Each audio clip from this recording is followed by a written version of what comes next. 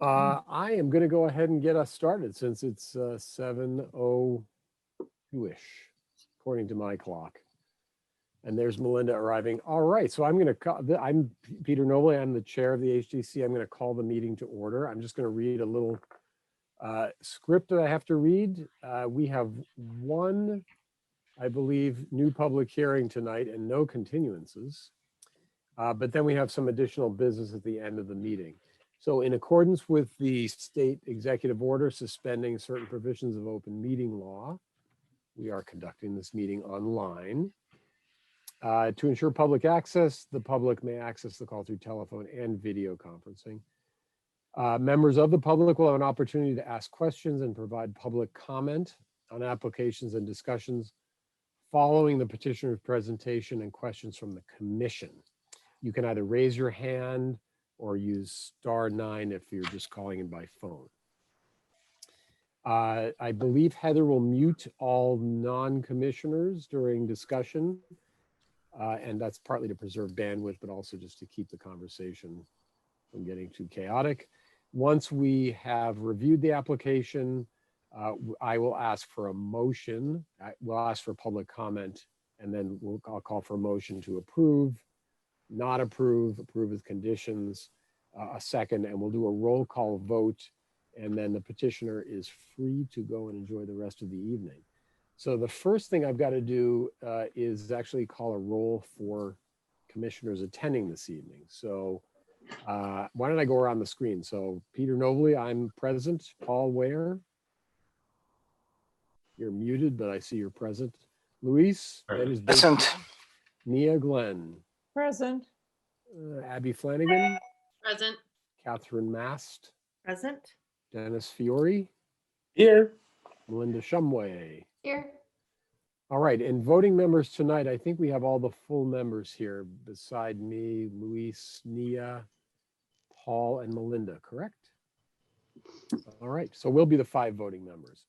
All right, so with that, unless anybody has anything to offer to the sparkling agenda, why don't we get started? We have an application by Elizabeth Morse for 262 Lexington Road in the American Mile District to replace and reconfigure front and side entry steps, replace and reconfigure a front walkway, and create a front entry garden.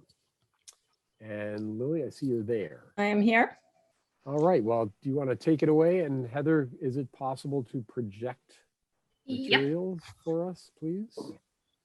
All right, Lily, welcome. And Thank you. As soon as we're up on the screen, why don't you walk us through the proposal? I'm going to look at it. So I believe that my clients, David Killow and Sandra Daniels, are also on this call. Oh, hello, David, Sandra, welcome. There you are.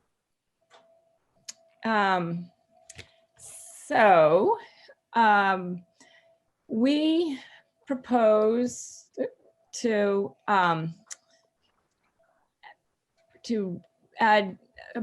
build new steps at the garage entry and the front door, and to put, as Peter said, a front entry garden. The 2 river birds that you see in those photos were growing into the house on the wires, and they have already been removed as was approved by the tree warden. The fence is remaining, and the driveway is remaining the same. If you scroll down the photos, so you can, if you go down one more, yep, so the side entrance is currently uneven. The granite is falling apart, the brick is heaving, and there are 8-inch risers. And we are proposing to redo the whole thing, put in new granite, new brick, broad landings as shown on the plan, that, and add another step so that there's 6-inch risers, making it more safer as well as aesthetically more pleasing. The front entry, and I think if you go up one, you can see the photograph. There's a very narrow walkway. The plantings are damaged by snow, dying, overgrown, And again, we have a granite landing with 8-inch risers from the front stairs, from the front door. And we are proposing to add an extra step, replace the granite with granite to match the side entrance that's a little nicer looking, and create 6.5-inch risers. And we are also proposing to make the front walkway and the front yard an entry garden, as you can see on the plan. If we could go up to the plan.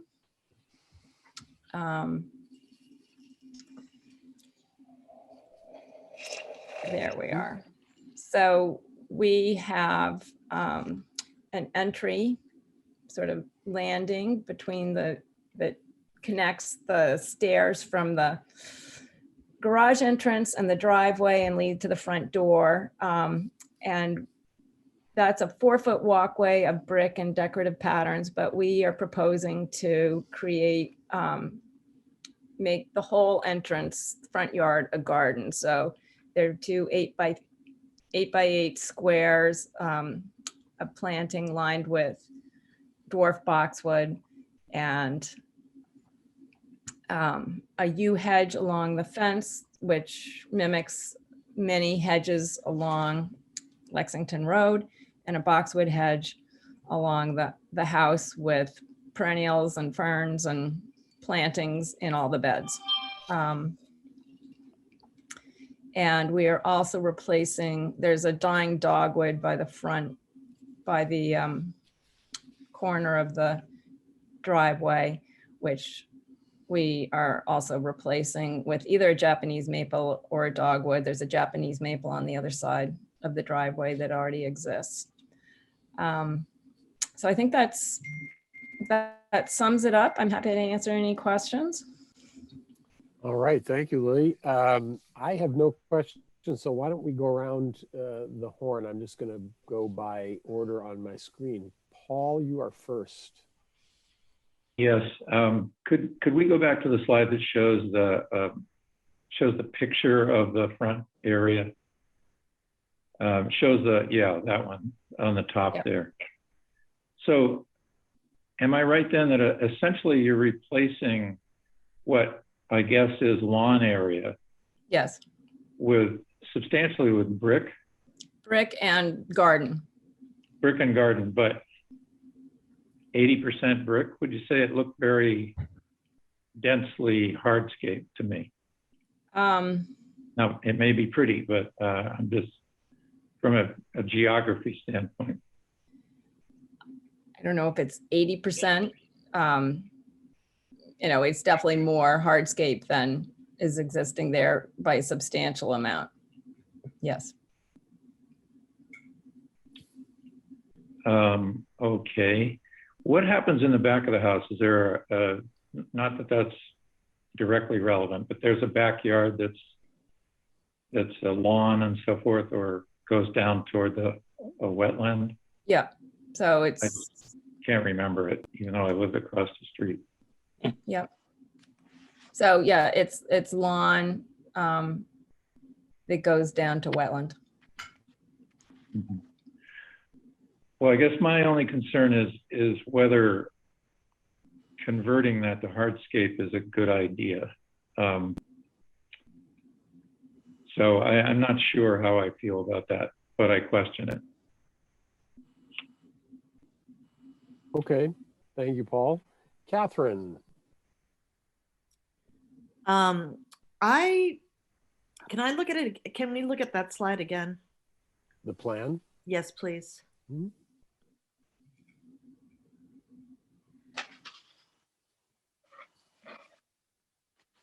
I mean, I think it's a very well conceived and nicely balanced landscape plan.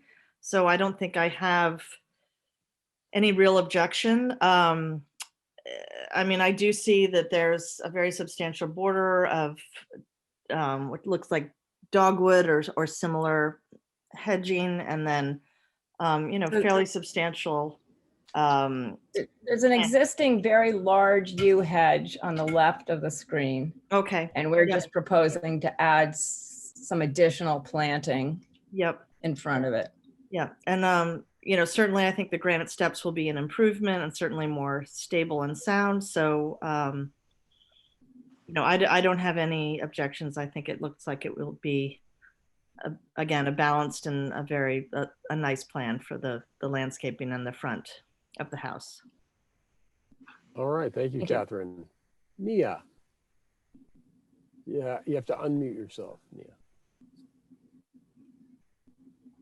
Yes, I think the steps and landings at the two entrance make a lot of sense. I appreciate Paul's concern about the hardscape, but I'm assuming that the brick is going to be laid in stone dust. Yes, that's And- actually sand. Sand, and therefore we will be reasonably permeable. There's plenty of plantings in terms of the yew hedge in front that will screen the amount of hardscape from the road. So I am not concerned. I think it's a very attractive plan, and I have no further concerns. Thank you, Nia. Luis. I have no problems with the plan. It's a design and intervened landscape, which sometimes is extremely effective and very conducive to wildlife because you have much greater variety of species. So it will attract more birds and bees and things like that. Birds and bees never get mentioned at HDC meetings. Yeah, that's a new one. There's But you're a doctor, so there's another one. There I go again. He's out there tonight. I take all the credit for it. Thank you, Luis. Not going to share it. All right. Abigail. So I agree with Nina. I think because it's brick, we have less of a concern about a non-permeable hardscape, which I would have concerns about. My one question was, this is, you changed the configuration of the pathways and things like that. Are you proposing any lighting changes, or is all exterior lighting staying the same? All exterior lighting is staying the same. Okay, so you don't see the need for path lights or anything like that? We aren't proposing it. Okay, that was my only question. I don't have an objection to the plan otherwise. Thank you, Abby. Dennis. Looks fine to me. The house is an adaptation of a Greek revival, I guess, sort of. And so I think the garden should be too, and I think it's perfectly fine. Besides, with the fence there, you can't see much of it anyway. So I think I have no problems. Thank you, Melinda. Well, I'm sort of on the side of Paul. I'm a little ambiguous about ripping up what is 90% of the front yard. However, I do agree that and putting in something that's never been done along the American Mile there. This will be a first. And it probably is more eco-friendly, but it's a very different look. To me, this is sort of begs like another acre in front or something, but they don't have that. So I do think that the bushes along the fence will make it almost impossible to see what's in front of it anyways. So I wouldn't veto it, but I do think this is a departure from anything that we've seen on the American Mile. All right, thank you, Melinda. My only comment is I appreciate the formality. I think it actually is. I see the difference in the existing to propose, but I do love the reflection of the symmetry of the house. And I think my sense is it's a little bit less hardscape than it looks, only because those center gardens are actually a fairly big piece of the design. So I very much appreciate the design. All right, so we've heard from all commissioners. So why don't I open it up to public comment? Is there any public comment on the application for the landscape designs at 260, are we 262? Yes, Lexington Road. I'm looking to see if there's anyone from the public here raising their hand. Anybody waving at you, Heather? Jane's just joined us. All right. Mark Giddings. Yes, you're waving your hand. Please unmute yourself. Hey, Mark. Hi. There you are. So I'm going to put my 2 cents worth in since you asked for it, Peter. Yes. I think you guys should do a site visit on it. I think you should. This is the American Mile. This is Lexington Road that everybody's going to look at as I drive past, and you're putting a whole bunch of bricks in somebody's front yard. I think it's a little unusual, and I think you ought to take a look at it and make sure that you're comfortable with the way it's going to look. Just my 2 cents. That's all. Okay. Thank you, sir. All right, other public comment? All right, let's kick it back to the commission for a minute. What's the feeling about a site visit here? Well, would that make maybe Melinda and Paul more comfortable to, or not, to go and see the space? And we may change our minds too. I Yeah, don't know. Paul? Yes, go ahead, Paul. Yeah, I think for me, the principal concern is the dimensions. It looks very small, maybe 20 feet by 30 feet or something. I'm not sure how big that yard is. I just don't remember it. But so maybe a site visit would be useful. But my concern is the disproportion of hardscape. It's very busy. It's cluttered with, what may end up being very beautiful plantings. I don't know, but I do feel it's inconsistent with the American Mile and the more traditional look. I'm uncomfortable with it. I would vote against it if it were moved tonight. I'm not sure a site visit would change that view, in fairness, I should say. Can I ask a question? Luis, go ahead. Would Paul change his mind if all the intervention in that landscape was with vegetation?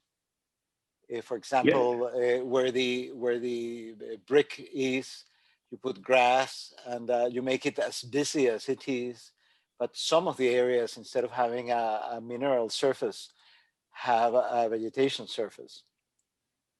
Because you mentioned that it looks different. Well, yeah, well, so just look at the photograph we have there. Most of that yard is paved driveway now. And what we're talking about adding to it is taking away the one green space that defines the front of that house and substituting for that a pretty ornate configuration, most of which, in terms of the visual pattern, is probably hard to see anyway. But it takes away all of the front yard in this property effectively. It renders it, I don't know what you can do there. I guess you can walk around the bricks for 30 seconds, but I'm just uncomfortable with it. I would vote against it. I don't like it. Okay. Well, I'm actually thinking it might not, the construction isn't going to start next week, correct? Because we're covered in snow. Right. So this is a spring project. So it wouldn't hold things up if we delay and have a site visit. In fact, I think the problem is right now, a site visit will just look at the snow, correct? Yeah, right. So I guess the only issue is that all contractors are busy right now. So we would like to send it out to bid before, April, when, I mean, the sooner the better. I mean, obviously not next week when it's covered in snow, but the time frame isn't limitless. Peter. okay. Yes, Abby. I think there's enough division within the commission that a site visit is warranted. At most, it's a 2-week delay to submit bids because we would visit in 2 weeks and have the hearing that evening and have a decision to be made. I don't think that's an unreasonable delay. And I think enough commissioners have expressed concerns that it's worth going over and looking at it in person. Even if it's covered in snow, we'll still have a good sense of the general area and space. So I think that would be a prudent choice. Oh, Okay. if I may add to what Abigail just said, if you go to Google Maps and you focus into that house, you will have a beautiful view of the front not covered in snow. I'm looking at it right now, and actually it gives you a very good impression. That's right. Mhm. Okay. Well, I think you're right, Abby, and others. Why don't we say we'll do a site visit? Now, I don't know that we need a formal, on-site conversation. We can't really have conversations, and it's close enough to the street edge that I think as long as we notify the homeowners, and so they aren't, if there's a window for folks to come by, so people don't think there's, anything untoward going on. Why don't we do that before the next meeting? If that would be all right with the homeowners. What we'd like to do is really just get a sense directly from the public way of what we're looking at. Melinda. I would like to see an outline of the two squares. Yeah, I just don't know if. Had to be roped off so that we could get a.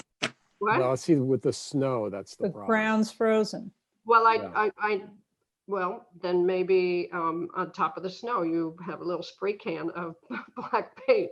I just would like to have a little bit more of a feel as to the scale when I'm looking at it. And if I don't see those squares, I'm not going to get that. I mean, Lily, we what do rope you stuff think? up all the time. Yeah, I is mean, there a way to do that, Lily? Like sticking things into the snow even?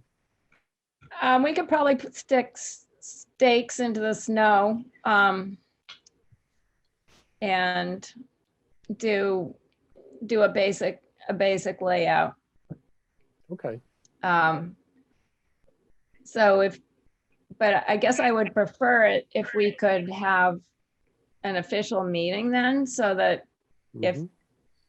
if there's wind or rain or snow and things get blown over, at least it's going to be there for a specific time when everybody's there to look at it, and I could be there to explain anything that needs to be explained. Sure. But I think given the weather, that if it's just going to be there for anybody to come look at in the next 2 weeks, I think it's going to be harder. Okay. Well, our next meeting is the 18th. Am I correct, everyone?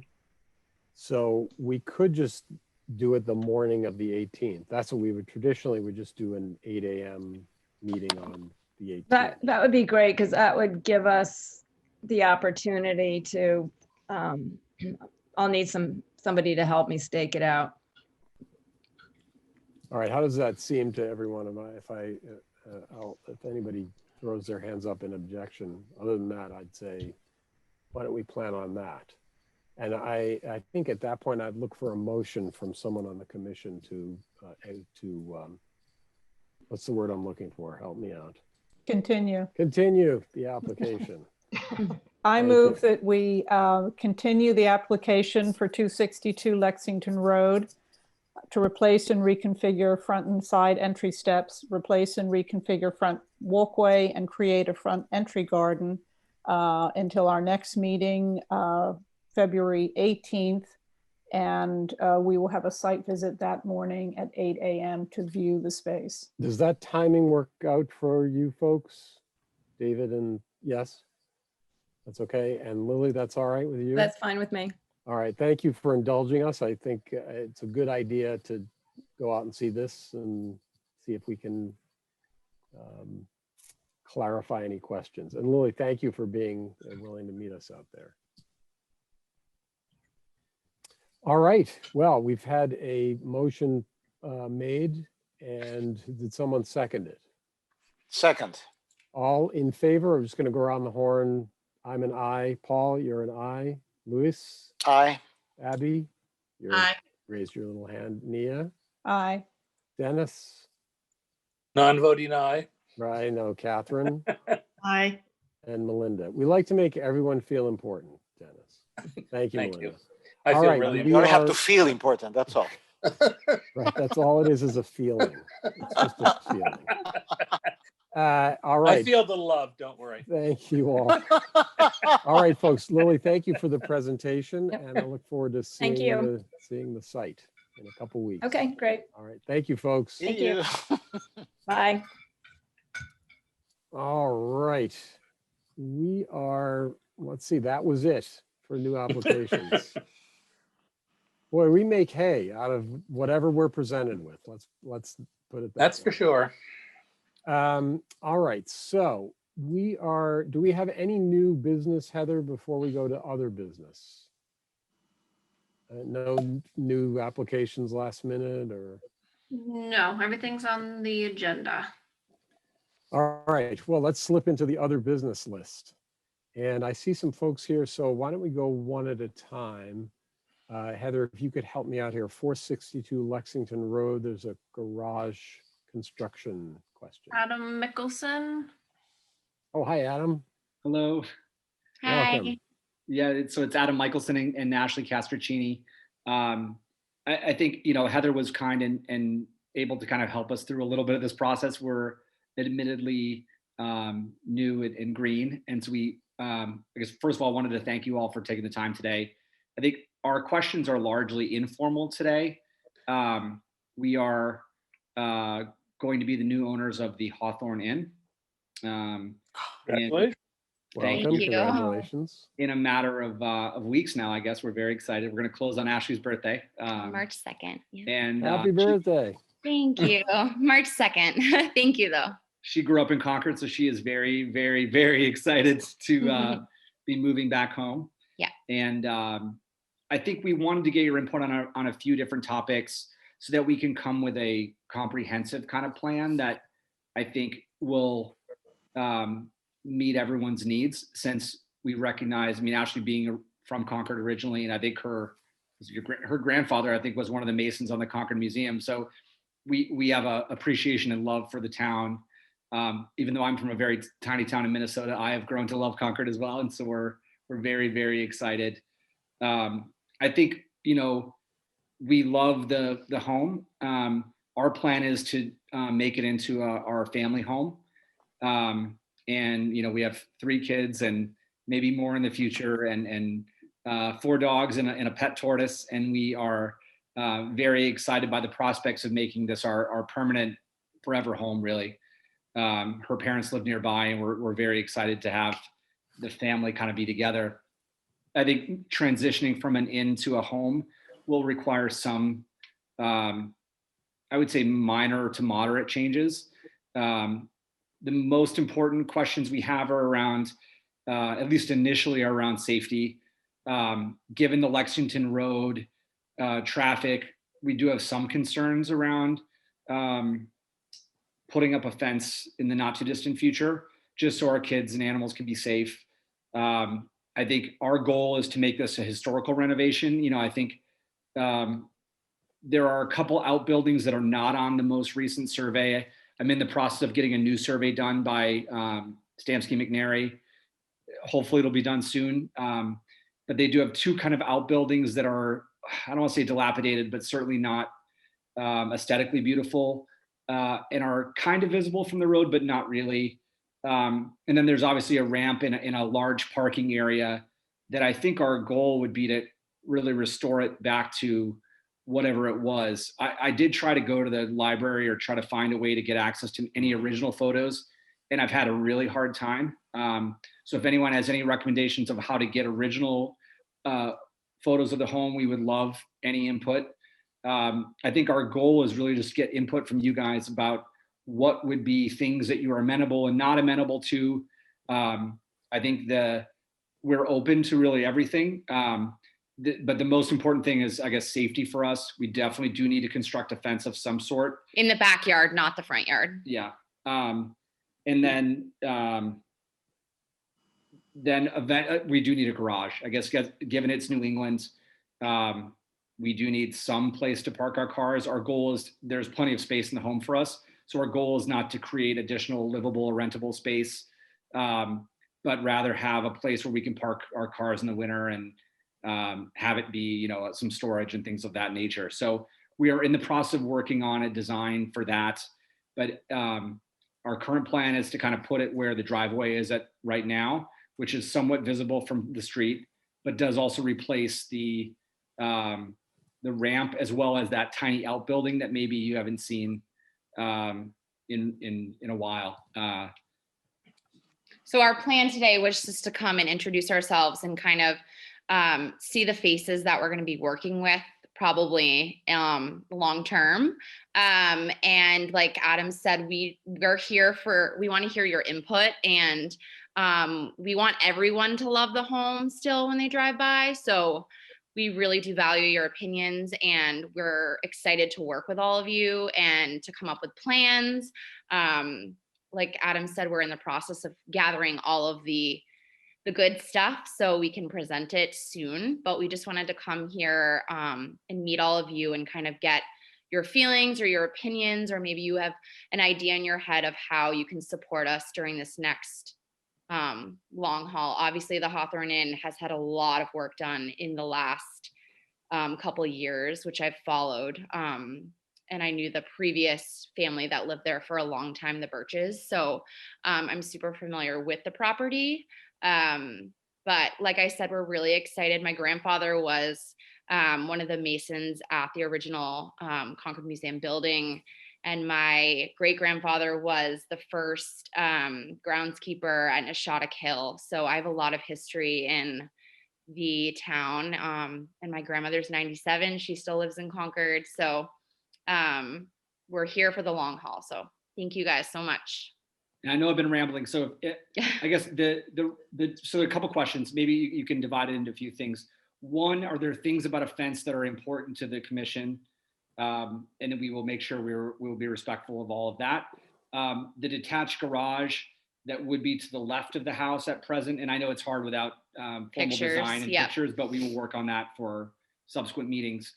We obviously will take historical look of the house and feel of the house into that design, but I didn't know if there was things that you guys were concerned about or had thoughts or opinions on that we could make sure we incorporated into that design to make it an easy process.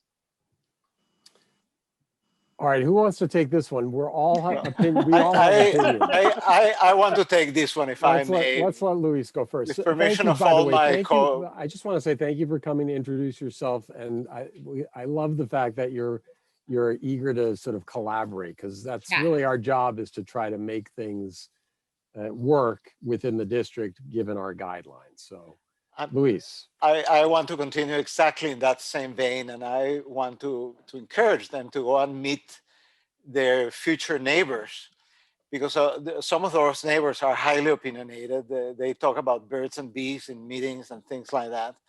And it's very likely that that particular neighbor will not have any saying in any of the deliberations, because most likely I will recuse myself.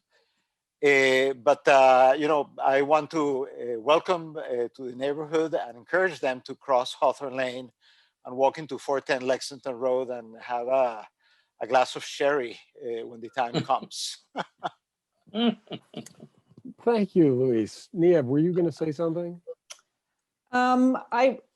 Just to get down to the matter at hand, I seem to recall when Elise Stone presented the proposal for the Hawthorne Inn renovations most recently, I remember all sorts of photographs.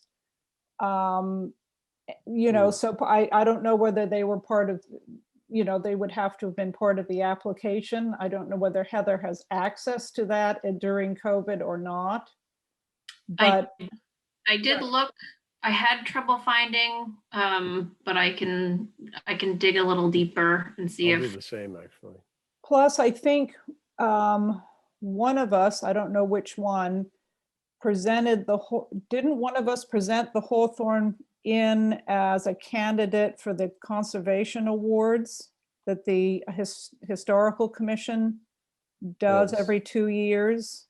That was Luis. That was me, and I'm looking for the data that I provided. You might have something on that. Also, I assume you're aware that HDC has very extensive guidelines that are posted online. Certainly as a starter, you can look there for fencing discussion, and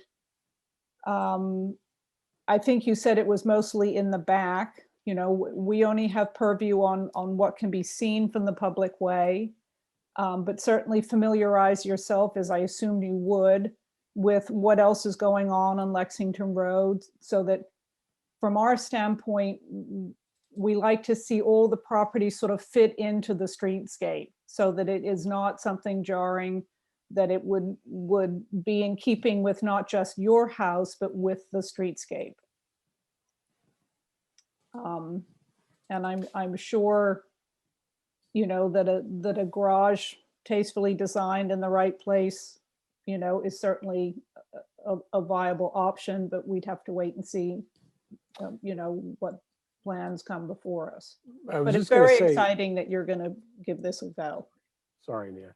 I was just No, gonna no. say, I just found the summary, Luis, that you wrote, which might be helpful to the new homeowners. I was you going could to suggest send that I can send it over to them. You know, Because this it's is a public nice document. summary of the history of the house. It talks about what additions were made. That would be amazing. We would love that. And then it says photos, which there are none on my copy. But Luis is going to dig those up. I have Okay. some pictures. I think the pictures that I have, I included in the report. I did. So if I send them the report, I can send it to Heather, and Okay. she can forward it to Right. them. Is this something that Heather Gill would have already had? She probably did, or maybe this was sent directly to the commission, but to the preservation, This to is the the Historical Commission. to the Okay, I historical can commission. for it too. Okay. I am saving it as a PDF, and I will send it over to you before the meeting ends. All right. Any other advice or opinion or encouragement? Melinda. Oh, you're muted though. Can't hear you. Hi, sorry about that. There you I'd just like to say that we have turned down a 3-car garage on the American Mile, and so probably a 2-car would be a little better. And I would also suggest that you maybe not put a whole office on top of the garage, because that also might cause, you know, a conversation that might not lead to where you want to go. I could be wrong about that, but just saying. Okay. I think we've, anybody else? I see no hands waving. Catherine, were you speaking there? You're muted though. I was just simply gonna follow up and say that the homeowners already seem to have, you know, obviously a very high level of sensitivity and love for the town. So I have no doubt that they will undertake the renovations with, you know, a sensitive eye and you know, wanting to keep the new structure very much in keeping with the inn. So I don't think I have anything to add. Just, you know, Okay. congratulations. Yeah. Thank you all. And we did actually, we've been in touch with the neighbor. Our real estate agent, Chris Riddick, is actually the brother of one of the neighbors. So I think we do have their blessing for the most part. And they have some things that they wanted to do on the property line anyway. So I think it's going to be a very collaborative relationship. The one last thing I did have is obviously the sign has a lot of contextual history for the town. I think we haven't even in our own minds decided if we wanted the sign to stay or not stay. I just didn't even know if that was something that we needed to gain approval for. Or if we keep it just adding like a private, some sort of private. I know we've been there in the last couple weeks and people were like turning around in the driveway already. Right. And it was just interesting to see as like a turnaround, which would be dangerous for our children. But just obviously, if anyone has opinions, I think we would love to keep the sign up. But just as far as adding like private or something, if anyone has any advice on that, that would be greatly appreciated. Yeah, I think you should do what's safe for your family. I think the reality is the guidelines would have to flex a little bit if it was, I mean, I can see the dilemma there. There might be I mean, it's not like the Paul Revere house, let's put it that way. So, you know, if there's a way to make the sign part of the context of your new home, that's fine. But you don't want people dropping in from Germany because they got an old guidebook and it still says Hawthorne Inn. So. Especially because they drive on the wrong side of the road over there anyway. So, But I think you're right on the right track, Adam and Ashley. I think, thank you for coming to talk to us. I think I think you can tell we like to be collaborative. We're very interested in the context of the American Historic Model you saw from the last application. So, and I think if you look at some of the other designs along the street, that might help as well, just to see what other folks have done. We'll stop taking up time. Thank you guys. Thank you so much, everything. everyone. Welcome. And Heather, thank you for helping us. All right, we'll see you soon, I hope. Yes. Yes. And also please know that we will take, extreme lengths to try to make sure that we are doing something that will, improve the property in your eyes, I hope. I think as we begin to transition away from the ramps and the parking, we want to increase vegetation and increase kind of the aesthetic. Bees and all the So that the is living I creatures. think we're all on the same page. Can we get you to do a testimonial for town meeting? Because working with the HTC can be fun. All right, well, thank you Thank you both. so much. You're Have a welcome. good night. All right, have a good night. Thank you. Thank you. See you soon. All right, thank you. All right, so Heather, thank you for working with Adam and Ashley. And 51 Lang Street is next on our agenda. What's going on there? Oh, hi, everyone. Jenny. Are Oh, you wait, Jenny? am I on? There you are. Okay. Yes, tell us what's happening. So as we previously discussed, we had intended to build the shed and put the pool equipment in it, soundproof it, basically, so we wouldn't even know that the pool equipment was on our property. However, when we went for the permit for the shed, the town pushed back and said that it was within the outside of the setbacks. So they had us move the pool equipment location over to, when you're looking at the back of the house, or when you're looking from the front of the house, it's the left-hand side, like it kind of inside the hemlock hedge. So it's not, honestly not ideal for us, and obviously probably not ideal for you, but we do, there is the hedge there, and I guess the plan for additional screening is to just continue the natural cedar fencing. And Lily, actually, she hopped off the call, but she helped us kind of pull together the design behind the hemlock hedge, so it won't be in front of it. It's sort of going to go underneath, and then just kind of connect underneath to the fencing in the back that's there as well. Yes, so you're gonna see the bottom of it. It's The bottom of what? Of the fence? of the fence, yeah. But the equipment will be screened behind the fence effectively. You won't see the equipment at all. Yeah, that will be completely screened. And the hemlocks remain. The hemlocks remain. I had asked if we could plant some like underplant, but they don't think anything will really grow under there. So I don't know, we may end up kind of plopping some stuff in there just to see if it takes, but they were not feeling confident that anything would grow under there. All right. Well, I don't have any comments. Any comments from the commission? Would go around. Paul?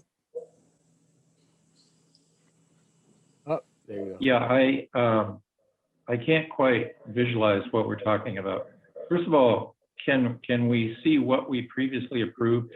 We did a site visit here, didn't we? No. No, we didn't. No. It was way in the back. Okay.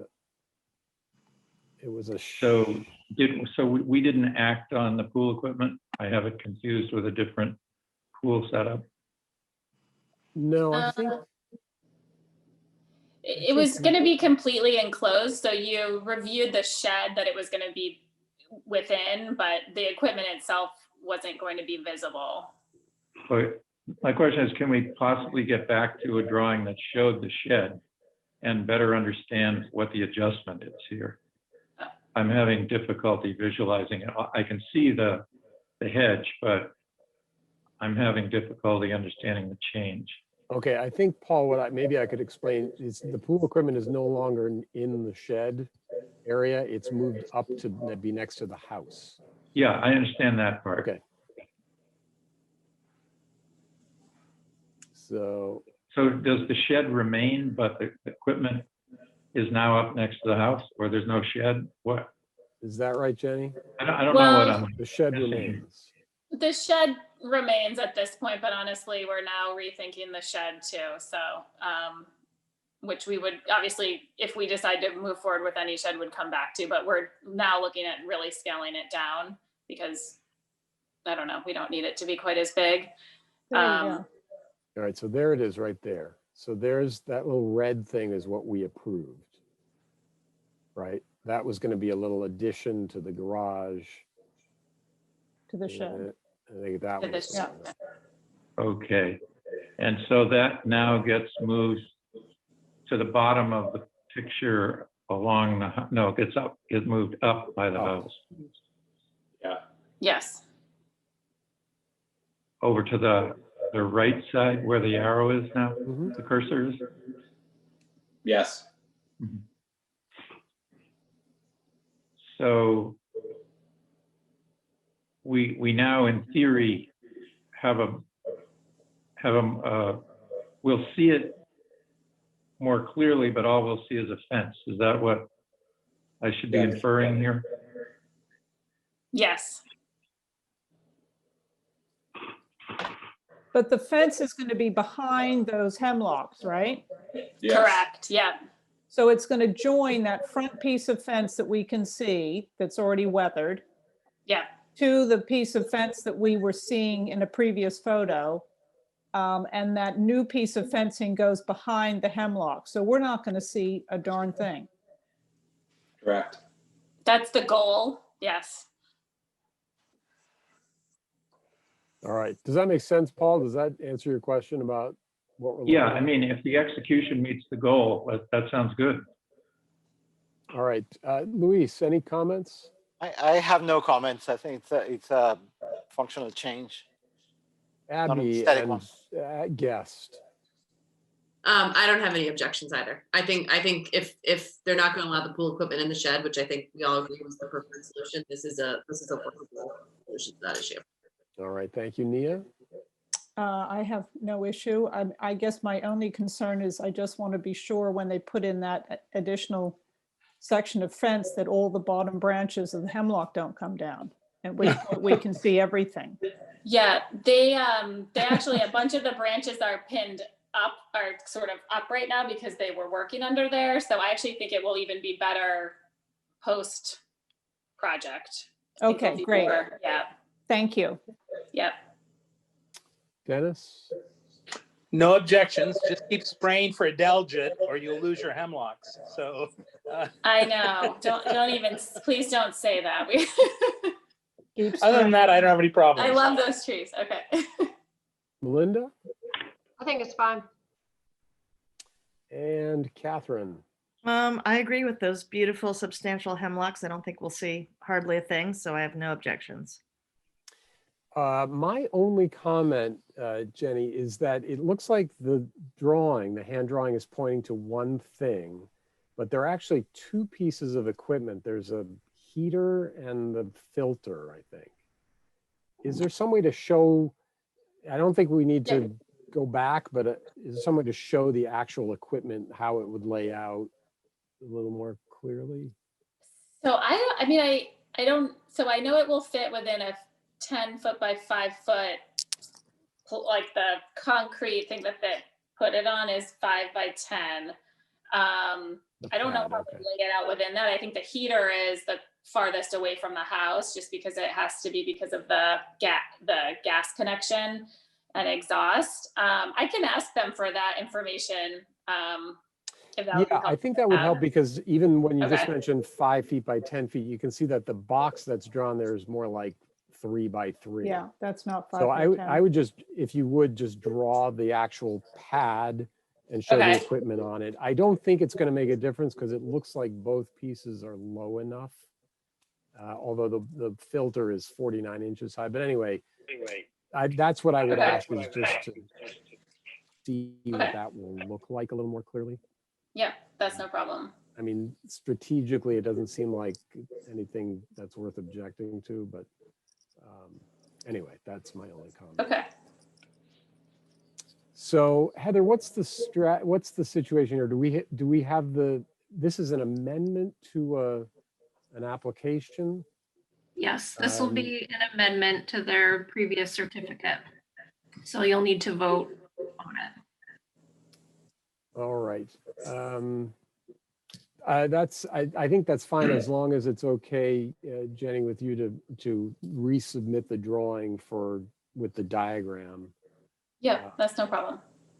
I don't really see I don't feel any strong objection. All right, I guess I'd take a motion from the floor from someone. I move that we approve an amendment to the certificate for 51 Lang Street to add a new section of fencing and to move the pool equipment up next to the house with the understanding that a new drawing will be submitted showing the pool equipment platform to scale. And just as an aside, do we need to take off the piece that was added to the shed, or is that not part of this amendment? That's not part of this amendment. I think we're going to Okay. come back on the shed. Okay, all right. Second. All right, motion and a second. All in favor? Paul, you seconded it, so I'm assuming you're an aye. Luis? Aye. Aye. Abby? Nia? Aye. Yes, you're an aye. Dennis? Aye. Linda? Aye. Catherine? Aye. And I'm an aye as well. And the only thing I would ask, Jenny, is if for some reason the hemlocks were to die, we probably would want some kind of screening to make sure we don't see the pool equipment. Yes, as would we, just because that's our main privacy from That's what I the figured. neighbors next door. So that would definitely happen. Okay. All right. Well, thank you. Thank you. Thanks, everyone. Good to go. All right. Thank you, folks. Next, 85 Main Street. There's a sign discussion, and I think I saw Brian from Archer Signs here. You there, Brian? Oh, there you are. And I am. Tell us what you're up to. Well, so the discussion is in process with the customer to update their sign. And they currently have sort of You can probably put it small- up there, Heather, I think. Oh, sorry, I'm just. That's okay. They've got a small sign above their window now. And it's kind of on some trim. It's a little kind of an odd spot. And I think by code, they can have a larger sign, but there's not enough area there to do it unless it's moved up. And they've got a blade sign that we want to try to replace with something different. And we just threw together a quick design and wanted to get some feedback and find out what we might need to change, if anything. And if moving the sign up was even in the realm of possibility before we get too far, with these folks. All right. Well, thank you. I mean, my own first reaction is that the sign looks a little out of place. It looks a little large and out of place, especially with the lighting. I can't tell. Is there a blade sign where it looks Yeah, like the that would sign- have to be. Yeah, that would have to be moved. Yeah. Okay. Is there anything in that sign right now? Yeah, there's something on it now. And that's for that particular shop. Yeah, it must be for the people upstairs, maybe. Oh. For the people upstairs, yeah. Yeah, it's the blade sign that's there currently is for Save Our Heritage. That's hanging Gotcha. where they want to relocate the sign. I mean, this is just my opinion. My gut tells me, Brian, that it would be better to put it back down in the band where it's whited out there, and not to create new lighting, just because of the context that's there. It starts to look a little, I don't know what the right word is. I'm trying to think of a positive word, but it looks a little odd the way it's shown. But that's just my opinion. Paul? I don't have any comment. I mean, I agree with everything you just said. Okay, Abby? So I have lots of comments. Unfortunately, none of them are particularly positive. We've really shied away from introducing any new sign lighting in the center in the Main Street district unless it's kind of a health and safety regulation. There's already existing 2 existing lights on the blade sign for this business, which obviously you're entitled to keep because they're existing. So the business is easily identifiable. I would be vehemently opposed to any additional lighting. I also think moving the sign, the flat sign on the wall, and changing the scale of it would be inappropriate. We've worked really hard over the last couple of years to scale down signage, in part because the existing sign for this business is so large. We often use it as a reference of, that's kind of too big for scale. So to increase the sign size for their other signage, I would be opposed to. Changing the bracket and the blade sign that they have existing, making adjustments to that, I think is perfectly reasonable if you came with an application. But any additional lighting or any increase in size of sign, I would have a real objection to. Sorry. Right, thank you, Abby. That's okay. That's all right. That's why I'm here. I don't, it's. Yeah. I mean, ideally, it would be great if both signs were, well, in our opinion, would be above the window, because that molding is kind of an odd place to put a sign. But it's fine. That's why I'm here. I didn't want to go and put together a whole formal proposal for them and a formal design package and everything, and to find out that, everything I've shown them is a waste of time. So. And I'm probably the biggest sign stickler on the commission. So other people may have much more. You are the chair of the sign. Those are at least things that we're going to have a serious discussion about if you were to come back with a proposal like that. All right, so more than likely, so no new sign lighting back down below, but how about the blade sign? Is that okay? Do you think that looks all right the way it is, or are we off base there? I think it's got now in this mock-up 4 lights on it as opposed to the 2. I think we'd be unlikely to approve additional lighting since it's already got 2 lights on it. Changing the style of the lights would probably be fine. Changing the style of the bracket, those are all things that we could discuss. Any increase in size, I think, of bracket lighting or signage would probably be something that we would have. I think there's, hang on a minute. I thought there was 2 lights on each side of the sign now. I drove by today. I think there's just 1 on each side. I could be wrong about that. Maybe Yeah, there's only 1 light on each side. Yeah, that's what okay. Okay, so that's fine. We can change that. I thought I saw, I'm flipping through I don't have any photos of it. I thought there were 2 on each side. So I only did that because I thought there were 2 on each side now. Okay. So what is everybody feeling about the bracket? I don't know, can we show the slide that has just the side view of that? There we go.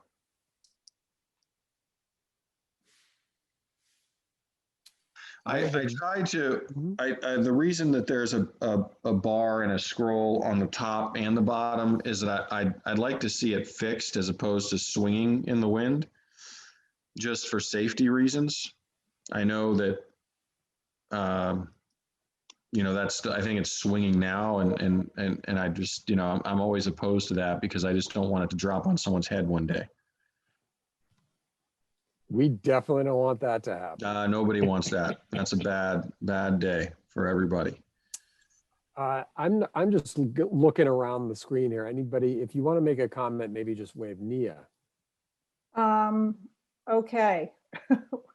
Am I allowed to address the whole thing? Sure.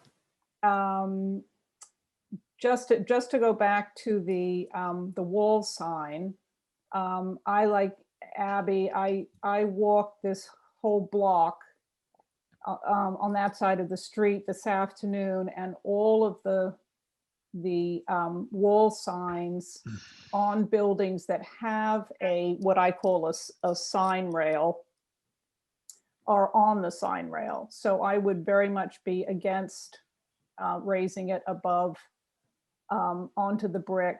Plus, I think the size of the sign proposed for the brick is way out of line. As Abby said, and I don't mean to shoot the messenger here, the existing blade sign for this business is the one that we point to as being totally inappropriate. It's enormous. And I would just beg that maybe the new sign be made to be at most 2/3 the size of the existing sign. I don't know whether we can hold you to that, but the current one is way out of proportion. The bracket that we were just looking at, I totally appreciate the safety issue. I think the scrolling top and bottom is probably a little fussy. I don't know if you could do the bottom bit without the scrolling or some other. I'd be Oh interested yeah, you to can. see. Yeah, the scroll work I'd can be be interested taken to off see. the bottom. Yeah, I'd sure. just be interested to see what other commissioners would say. My ideal would be have no bracket on the bottom, but if that is necessary for safety, I would just like to make it not the whole thing not so fussy. Well, one thing that could happen is that whole bottom bar when scroll can just go away, and the two you have a top bracket with the scroll work and one light fixture in the center with a plate that would run from the top down almost to where the bottom bar is now, would stop, and then just run a tube from that point behind the sign panel, so it wouldn't be visible at all. So it would be completely weightless basically on the bottom, as opposed to this. So it would still be fixed and supported, but you wouldn't see any of the pizzazz on the bottom, Okay. I'd just like to point out, Nia, that the sign that's existing has this kind of white scroll work all around it. Right. This design actually, even if the blade itself is the same size, which I don't think it is, looks lighter and smaller by agreed. Just Agreed. because of the design. Right. So I'm just looking at a street view right now on Google Earth, and this is actually I think an improvement. Oh, definitely. I think one of the things that has always been an issue for us is, for example, if somebody puts in a formal application and says the sign is 4'2" by 5'9", it's very difficult for us to be able to appreciate what that is in relation to the other signs, if you know what I mean. So that's why when I say the existing one to me is too big, I'm just using that as a reference to request that the next one be smaller. Yeah. See what I mean? So it'll appear, as Peter said, it'll appear smaller because it won't have that massive white around it. I believe the panel is still the same size, but it won't have that massive white stuff around it. And you would just have the scroll work on the top, and we could get rid of the scroll work on the bottom. And because it's tucked up higher, it'll appear smaller as well. So the gap between the blue and the bracket will be far less. And also their scroll work, to me, it's enormous. It's really big. And the thing is that not only is there scroll work, but they've got this series of cables and whatnot just to support this thing, which I want to do away with. So Yeah, this will move it off of the bad sign list, Nia. I'm in heaven. So, I've been wanting to get rid of this thing. I was nearly going to get up on a ladder and make it disappear. Oh, no, now it's going to end up in your garage. Take matters into my own hands. Sometimes you just have to do that, you just gotta. Okay, so all right. So anyway, sorry, Brian, I interrupted you. No, that's okay. I'm done. That was my spiel on the bracket work. I was surprised to see so much going on there. I was surprised to see it this big, to be honest, there myself. It is big, man. Yeah, but I think they don't want to give up size. They don't want to give up size. I hear you. But I think, to summarize for the commission, if I may, I think the placement of the sign on the facade is we sort of like it there. I don't know if that's going to change at all with the new design.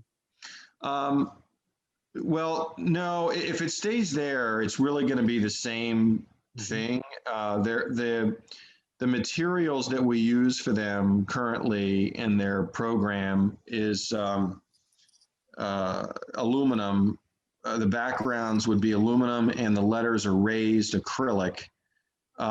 letters. So it's not like a carved, they're trying to get away from that carved look. And also because they typically don't last as long in the materials that are available for that sort of sign. So getting on to I think, if it's in the same spot, it would be the same size. And I don't know if those are raised letters now, but it would be about the same thickness, and the letters would be raised off the background about 1/2 of an inch. And the background and the color scheme would be the same. On the blade sign, same thing, a fabricated metal background painted, whether it's metal or wood or HDU or anything, really, once you paint it, you don't really know what it is. So, but it'll be painted aluminum, and then the letters would be raised about 1/2 inch off of the face of the blade sign as well. So. Okay. And then no new lighting, no lighting on the front, just lighting on the blade sign, the 2 lights. That's right. Yeah, no, I can see now. For some reason, I thought there were 2 on each side, but I'm wrong. And I would encourage you to look at the diameter of the cone, just to try to keep that as modest as possible while still throwing the. Yeah, the one that we use right now is a 10-inch, which based on the size of the panel, which is, I think, hang on, I have my survey notes here.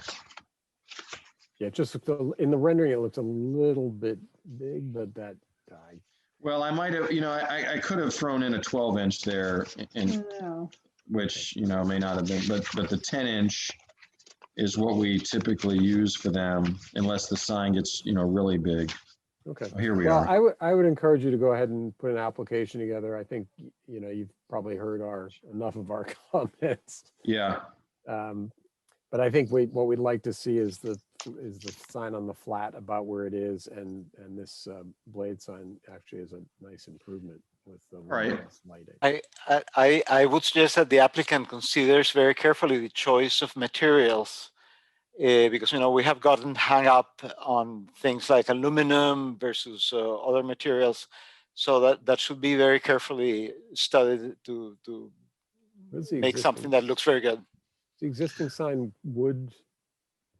I think it's probably painted metal now, more than likely. As I think, I'm not sure, but I think we made it. But I'm not certain of that. Okay, that would be good to note in the application if it's changing or what the specifics are. Okay. Okay. Yeah, we, like I said, once you could use wood, but once you paint it, it doesn't, it may as well be aluminum, and it doesn't, the wood doesn't last as long and just rots underneath the wood. So it's, and you don't even know it until it starts to rot. So it'd be better for the customer if they had something that would last a little longer for them. It makes us feel more mortal when signs begin to rot. They need to be replaced. Yeah. There are some synthetic materials that look very much like wood and last as long as metal. All right. Well, if you're referring to HDU, it does last a long time, but when you paint it, it doesn't look. You can't tell it's HDU anymore. So I'm not sure. I'm talking about in general. I'm not talking about anything specifically. Oh, well, in the sign arena, there's wood, there's HDU, there's PVC, and there's metal. And acrylic, obviously, and wood, the obvious problems. HDU is very weatherable, although it does fail. Once you paint it, you don't know it's HDU. PVC, same thing. So we just typically use aluminum because it's the longest lasting, and as you said, Peter, we love to feel it makes us feel mortal, but they don't feel mortal when they've got to stroke that check every 5.5 years to sign. So anyway, okay, I appreciate everyone's input. Thank you very much for hearing me out. But I wanted to bring it before you ahead of time and try to. Yeah. I appreciate that. Thank you. Get a head start, Good idea. Yeah. And that's Yeah, thank you. Saves time down the Okay, road. You're welcome. yeah, All right, you got what you need, Brian, for the I moment? did. Thank you very much, everyone. Have a great night. Okay, night. you too, sir. Good Good night. night. Thank you. Good night. All right, Heather, 70 Monument Square. Oh, Sorry. Abby, sorry. So I emailed Heather about this when I went by to look. Wellness in Motion has put up a sign, a permanent sign, and apparently never with us. Oh, So Heather's gonna sit on the same building. So Heather's gonna send, on that I'm here. building? yeah, on that building. Oh, So they have a new blade sign up. It's not huge. I don't think it's going to be an issue, but she's gonna send them a little hi there and hello. okay. Hi there. Hello. We write very friendly letters. Yeah. Cease and I'm- desist. I've been sent by Abigail. It's like a sledgehammer wrapped in muslin. Yes, yes. The sign Nazi has caught you. All right. Regrettably. Thank you for that. Dot. All right. 70 monuments. Let me just skip over the historic district expansions for a moment. Did everyone look at the minutes? I did. Did you look at them, Nia? Did you get my comments? Your comments. I think I sent all my, did I not copy you? I'm sorry. You did not copy me, but that's okay. Did you get them, Heather? I got them. They were Yes. pretty minor, but I sent them anyway. I have a slew of minor, very minor comments, but I have not sent them in. Oh. Well, I guess I don't think any of them are substantive, but they are numerous. well, I guess unless folks have objections, I think if you trust us in general, I would look to approve these 5 minutes just to get them out into the public record. Do you trust us? You're Let's have a smiling, look. Paul. Absolutely. What do you think? I Conditional. have substantive changes. So if the changes that you have are kind of minor. In nature. Well, I'll tell you just real quick. The one thing I made, Heather, is like consistently where you said all voted to approve, and then it said there was a roll call vote. I just changed that kind of thing so that it was consistent. And then in a couple of discussions, I made some comments. I think I only It did was a little bit of clarification, Yes. just so that the kind of words. who said what. I actually did, Paul, I changed a few things that you and Luis said during our Jenny Dugan, one of our debates, but just, it was more like tense kind of stuff. You cleaned up our language. so what you're Basically, saying. yeah, that's Yeah. the nice way to say it. That's the kind of filtration we appreciate. Yes. I wonder if why I you- need any corrections, So if you would all indulge us, I'd look for a motion to approve those minutes because Heather's worked so hard on them. It'd be nice to get. I there were- move we approve the minutes from November. I thought there were 11? 5 minutes, weren't there? Yeah. November 5. There were December 3. 5. And November 19th. 19th was the other one. Okay, sorry. Go And I ahead. still owe the neighborhood minutes. I'm working on okay. those, but those are So challenging. Luis, would you mind adding 11:15? Yes, I move to approve the pending minutes. Yes, the 5 pending minutes. Thank you. Okay, and I'll send these in, Heather. Okay. I'll All right, will you scan 'em. second that, Nia? Sure.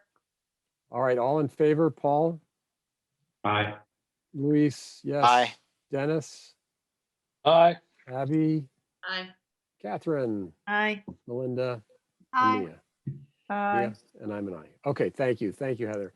All right, so let's just go in order. Jenny Dugan. So this is my fault. I'm behind. I have updated the FAQ sheet, but haven't finished Peter, it yet. Yes. Peter, excuse me. I've been waiting. 70 Monument is next. I thought we just skipped over that one. Why? Why? What? Did Why'd we you skip skip over? over it? I don't know. I thought. Well, it's because Mark's here. I wanted to ignore him. Mark. 70. Oh. I'm so sorry. Whatever. Mark, 70 Monument, give us an update. Welcome back. You asked me to interface with the Yes. rectory reconstruction project with Holy Family, which I've done. Okay, there's a lot going on there. There isn't a whole lot that the commission needs to know about at this point. I gave Heather copies of 2 changes to the front of the building that were required by the fire department. They need to have a beacon, 2 beacons out front that are activated only when the alarm goes off. They're tucked up underneath the eaves on the front of the property. Okay. You have photos of them. They're minor. There's nothing can be done about it. They're a little like upside down. That's correct. sirens. One is white and one is red. Red. They're only activated when the alarm goes off. Okay. Okay. Otherwise, they can't see. There will be some changes to the slight changes to the brick on the back, but we don't know about that yet. Okay. There's a lot going on there because once they start to tear the building apart, they discovered there's things within the building that they didn't expect. Most of that is interior stuff. Okay. They do have to replace all of the tiles on the roof, but they're actually being replaced with identical tiles by the same manufacturer. Wow. I've given Heather copies of photographs of the replacement tiles and a copy of the documentation that shows they are the same colors of what is there. The reason they have to do that is because those tiles are only good for about 100 years, and they're within 5 or 6 years of being 100 years old. So rather than repair them, they're going to replace all of them. Okay. Yeah. Otherwise, everything else is interior stuff. You know, as it comes about, I'll share it with you. That's all. Okay, thanks. Dennis, do you know about these tiles? Do I know about them? Yeah. No.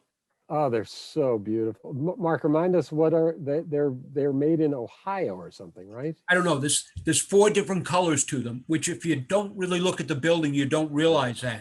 Oh my God. I don't know how they're gonna spread the colors out so they get the effect that they have now. I mean, that's almost like doing a palette, okay? But they are gonna use identical colors, identical tiles. Not cheap.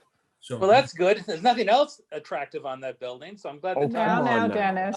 Come on now. Well, yeah, the huge building out the back where they have the elevator and everything, that's gonna be real attractive, okay? All right. Well, thank you, Mark, for the Mark, report. Sorry to interrupt you, but I waited an hour to do that, so I got other things to Mark, do. with my window hat on, are they replacing all the windows? They are replacing all the windows with all wood, which is opposed to when we did the Mason's house, we only made them do wood on the front and they could do vinyl on the side, but they're all replacing all the windows. Okay. Good. Sounds good.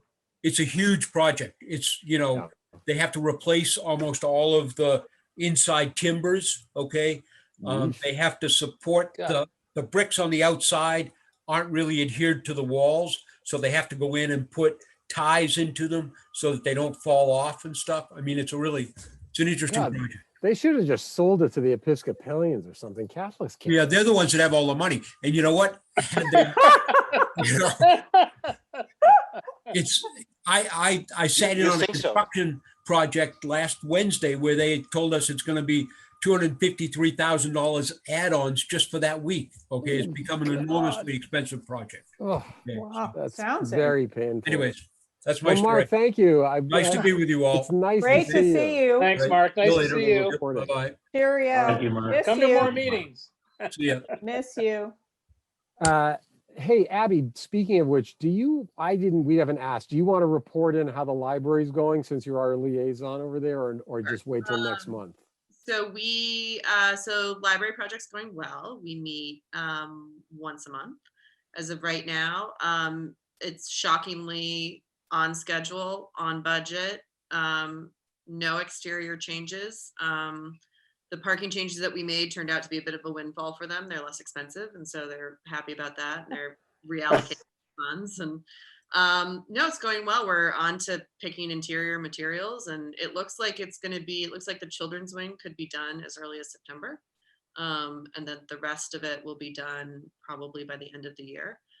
They got a real break with the weather that allowed them to do the steel and foundations and things like that and not have snow and all that to deal with. So yeah, so as of right now, they haven't had to make any exterior changes at all. And it's kind of going oddly smoothly, which is making us all. That's alarming. Yes.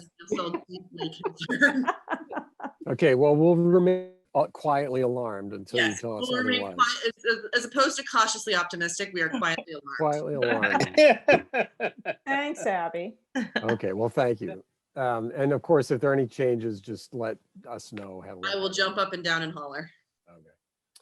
All right, so sorry, Um, what? I have an update on the parking, which is actually related to the library now, the Concord Academy temporary parking. Yes. Oh, yes, my favorite. Years ago. Yes. They have offered it to the library to use, and so they have been using it. So they are putting in an application, a new application for the temporary parking that will be on its own and not embedded in something else. So we can kind of monitor it a little bit more closely. Same contractor, is that why? It's CC Floyd is the Yeah, CM. it's CE Floyd. It's the same. It's the same contractor. So have there been any complaints or objections from neighbors? Do we know about the temporary parking? I mean, that's nothing that's come through. I mean, that's what I would be most concerned about if people are just tired of. I think the construction. general consensus is that the alternative of having everybody park all over the streets is worse than Good point. having it concentrated, particularly during winter with the snowbanks, having it concentrated there as opposed to interspersed throughout the neighborhood. Because there's no other place really for people to park other than. All right. Well, you know, CE Floyd's worked in Concord long enough. They know, they probably tell the folks no swearing, no shouting at each other at 6 o'clock in the morning, blah, blah, blah. So, okay. Thank you. And Heather, there was another update, I thought. There's an email you sent me. The violation letter. Yes. For Middlesex Bank. So you all know, they're still in violation with that bollard and chain thing. We sent another letter, you know, sledgehammer wrapped in Velvet coconut gloves. leaves.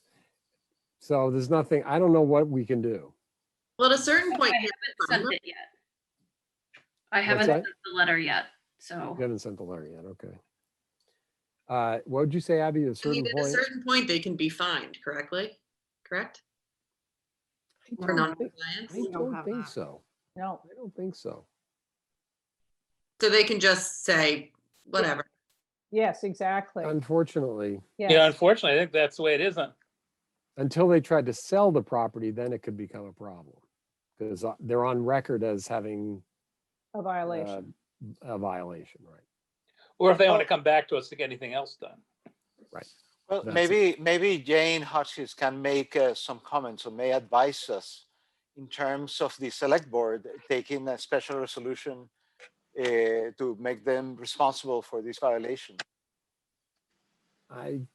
Well, it just seems insane to me that, I mean, putting this case aside, that basically if we said to somebody, you know, you can't do X, Y, or Z, and they're like, well, we did it anyway, they can just keep doing it. It just seems that it makes us really toothless if we can't. well, yeah, all it does at the moment is cause static when the property turns over, because there's a violation on record. The building department says, what's this violation? The lawyers all get involved, you know. So at that point, it would probably be undone. But So we have to wait for them to sell the building. I think so. Somebody smarter than me could do some research into historic district enforcement and prove me wrong, but I don't think there's much we can do. Yeah, the power lies with the owners. For instance, if they want to complain that we haven't treated them well, we go to what, adjudication on that or whatever it is, and so they end up coming up with some kind of compromise. So the owners always win one way or another. And lost their appeal. Right. They've been through the process, but I realize that's a sidebar. I just think it's kind of nuts that we have no actual ability to make people comply. Well, that's something to work on. I don't know what other historic districts do in That's Massachusetts. If they fine or not, I'm not sure. I mean, when something requires a building permit, obviously we don't have this. If they don't have our sign off, the building department's not going to issue them a permit. But right, something like this, we're kind of just stuck. I mean, it's the same thing. Well, you know, wellness in motion is put up a sign. The sign's not objectionable, but if we told them to take it down, they could just say no. Right. And that's what people have done in the past. Yeah. Right. Yeah. We It's just very have to shame frustrating. them by going to a different bank. All right. Heather, anything else, or shall we talk briefly as we can about the historic districts? I see we have at least one guest here who's probably been patiently waiting for a discussion. Why don't we talk about Main Street first? That seems like a rather straightforward one. The Main Street district, we've had a request to add one more property. And Heather, I don't know if you can show that diagram. Do we have it? I think we do have it somewhere. Did I add it? I don't think I You did. I think you You did did. add it, and it's ATM Main Street Amendment Warrant. It's on the website at least. So this is adding basically the third house, the third property down on Thoreau Street. Correct? That's here. So, yeah, so it's contiguous.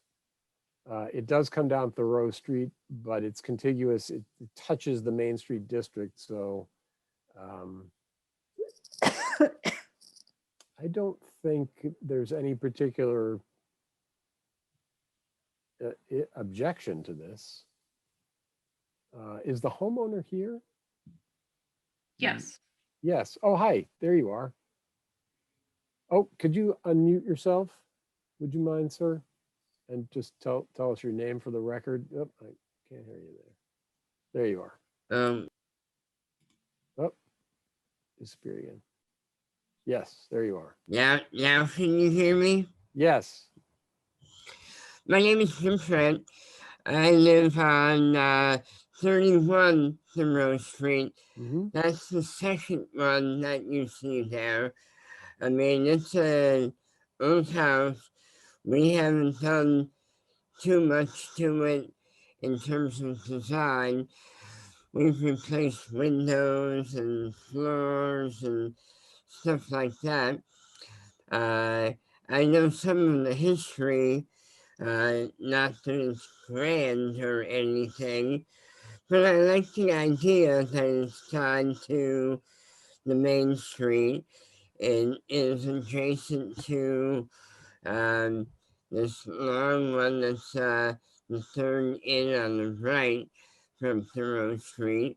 And if 21 Thoreau gets the historic district, then we have kind of a tight area together. And then this area to the right of mine is the start of commercial area on Thoreau Street. Any questions for me, or you want me to? No, thank you, sir. I'm familiar with the area. I think really the discussion is really just for the commission. If there's any particular strong feeling one way or another, we have to put a warrant. Is this for this year, Heather? Yes. Okay, so we're and the warrant is due in like March, right? March 1st. At the end of March. Yep. The end of March. Is there any objection from the group here to expand the district this little bit, or? I strongly think we should add it. Okay. Agree. Well, I have no other questions. I think Heather, if this is a pretty straightforward process, just let us know how we can help with the authoring the warrant article. And You're looking at it. Elizabeth took care of it. So so the question is really going to be who, if any of us, will be ready to speak. I mean, I'll be ready to speak at town meeting in whatever it is now, June, I think. So that's really it. Paul.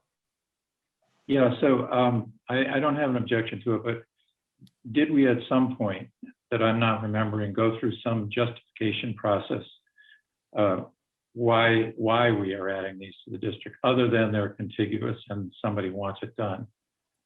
Did we evaluate the historic importance, or did someone evaluate the historic importance of the houses? Because I guess my concern is we we don't want a precedent in which people can sort of peremptorily say, well, I want to be in a historic district without some meaningful justification for that, it seems to me. And maybe there is here. I just don't remember, and I don't recall discussion about it. But my feeling is there should be some. Yeah, Define what you mean by historic. From an age perspective, it's a mid 1800s house. Yes. So it's 140 years old. I know that that's not the same as 1635, but it probably does. It's probably, near the top half of any of the homes in Concord. And, it's right in an area that has a train station, and that's been a big help to a ton of commuters. And that train has been around since 1860 or something like that. I know the first conductor on that train lives in our house, so I know that that's not tremendously historical, but kind of the position and how it ends the residential area on that side and represents some history associated with the touch out to Boston via the train. I think it has some history associated with it. So I would say that I certainly value your views probably above all others on this point. I'm really questioning the principle here as opposed to the specifics. And the principle that I think is important is that before we add a property to an historic district, there ought to be some evaluation process by which we conclude that that's appropriate and meaningful and consistent with the purposes of historic districts. Not simply that a particular owner favors it for whatever reasons, including justifiable reasons. Seems to me that judgment ought to be independent. But there's one issue with that argument is that we don't add properties to the historic district. The people of Concord add the properties to the historic district in town meeting. Well, I mean, this is the same point, Luis, that I think I've made repeatedly with respect to Jenny Dugan, that I think the question is what's an historic district? What constitutes the importance? What are the fundamental underpinnings of that? We may have just a minute. We may have opinions. Louis, let Paul finish. Let Paul finish. Okay, let me just restate it as succinctly as I could. I'm not questioning this owner or any owner with respect to that individual's bona fides or their view of the importance that their home or property be included in an historic district. The question I'm raising is whether we do not owe it to the town as a commission to arrive at some sort of independent, well-reasoned basis for our commission to be advocating its inclusion in an historic district. And my question therefore was, has someone gone through that process here? And if not, isn't that a fundamental threshold that we need to cross for any historic district, including an existing one to which we propose to add properties?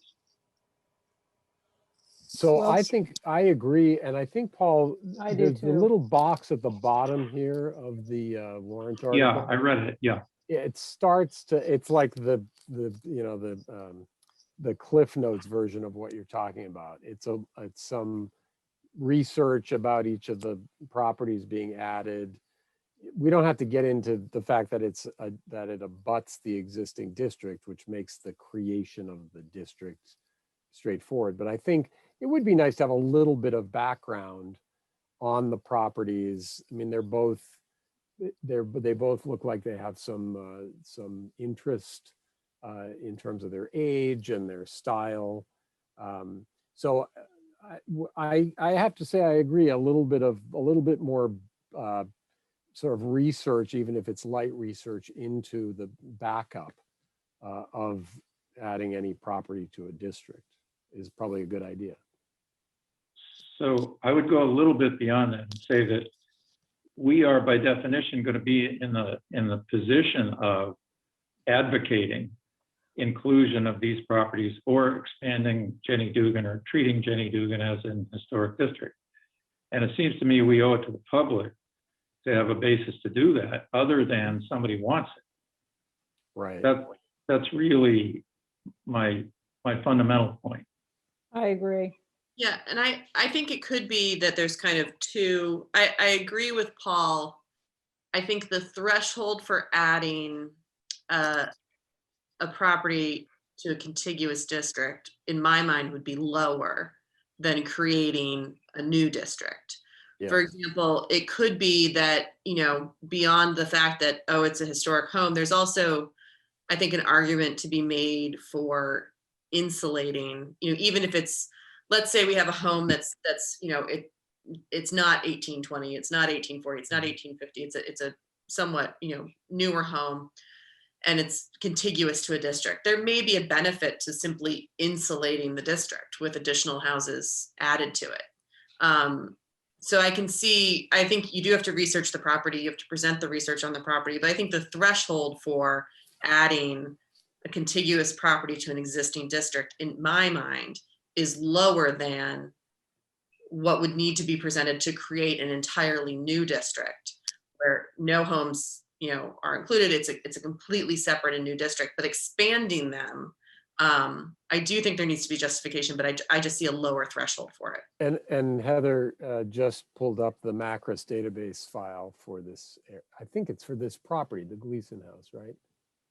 It looks like the area. It's the area. But it includes that address. Can you please send this around, sure, Heather? This is exactly, because frankly, I'm starting to think, if I'm the poor sap that has to get up in front of town meeting and somebody starts to come at me with, slings and arrows, I'd like to be able to read about the neighborhood, have some background. And in fact, I think it would be a good idea in this case, the expansion of this district to talk more about the historic significance and sort of traditions in this neighborhood. I think. Peter? Yes, Dennis. Peter, I agree with Abby in terms of adding to a district. I would be careful about going down the route of justifying this property as a historic property in any way. We've been down that way before, and that's, I think, can get to be controversial. I think we have to look at it as our general mandate for the overall feel, scale, all of those things that we have. I don't have it in front of me, but our general read on it, what our role is in protecting the town. I think that's what you ought to look at, rather than this specific property as a historic property. Gotcha. Okay. Oh, Paul, you're muted. Yeah, I think maybe this is a debate for another time, but I think I'm very respectful of those views, but I'm not so sure I agree with them, because I don't think that, I think that the important point is what we're trying to protect within a historic district. And one of the things we owe to that district that already exists is fidelity to its purpose and the reasons for which it was designated historic in the first instance. And to say, well, this one's on the periphery, and yeah, it's true, it's not really historic, but it's sort of a buffer, I think I would strongly disagree with at another time. We don't really need to have that debate tonight. Right. I just think on these two properties, in my view, we don't have enough. Okay. Well, can I add one more thing? Oh, yes. I don't think we're thinking of it as the buffer. I think we're thinking of it as a good addition to continue the district in the terms of which it was set up in the first place. I mean, we just looked at a building in the center of town. I think it dates from the 50s or 60s. It has no historic significance whatsoever. It's ugly as hell, but it's in the historic district, but it does keep within the scope of what we're looking at. So I don't I don't, if we start looking at these buildings one by one for their actual value as a building, I think we're going the wrong direction. Okay, well, I do think this is a debate for another day. In fact, if we could have beer, this would be exactly the reason to get together and have a beer. I'm up for that. But in the short term, I do think, Paul, I frankly I'd like to do a little bit more homework on this this particular warrant article, just so that I feel a little bit more confident that we've done as much research as we can, and that I do think that this is a good segue. So if we may segue away from this one. So I think there aren't any strong objections at the moment to this process for the moment. I mean, we're not doing this we're not submitting this warrant article until the end of March. So we still have a little bit of time to cook it. Just a technical question. Who yes. submits warrant articles for expanding historic districts? The Historic Districts Commission or an applicant, citizen of Concord? No, we will submit the warrant article.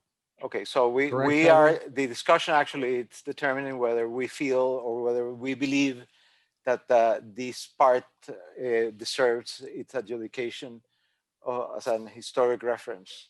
That's what we've been talking about, right? I should verify that, Heather. I'm not sure how we make this. I thought it was a planning board. Isn't that what you sent around, Heather? Yes. Isn't it officially the planning board that does this? Okay, and we would have to endorse, or as a historic district, we would be an interested party, and then they would ask our opinion, and we could give it, and that would be the topic of the discussion that we just had. Yeah. But we really don't have any preview on whether the historic district is proposed or not. Well, it is a good point. I wonder if I or one of us should attend the planning board. Their next meeting is, I forget when. Tuesday.